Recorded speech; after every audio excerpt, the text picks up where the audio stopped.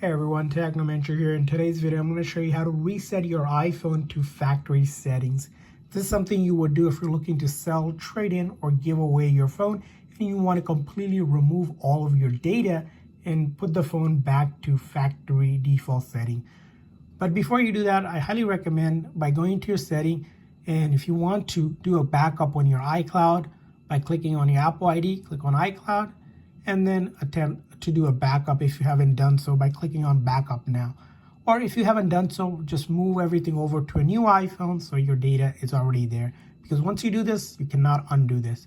So once you're ready to actually reset it in your settings, just go to General and then scroll all the way down to Transfer Reset iPhone.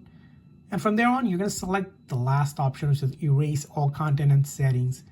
And when you do that, it's going to tell you what's going to get erased or basically reset, which means all the apps you downloaded and the data will get deleted off this phone.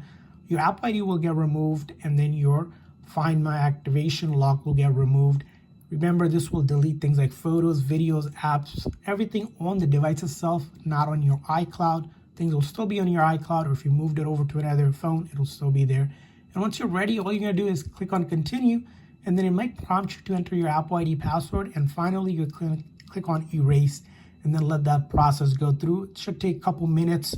Make sure your phone doesn't die during this process. Make sure it's connected to the charger, and then you're going to see basically it go to the hello screen, which will indicate you have successfully reset it back to factory settings.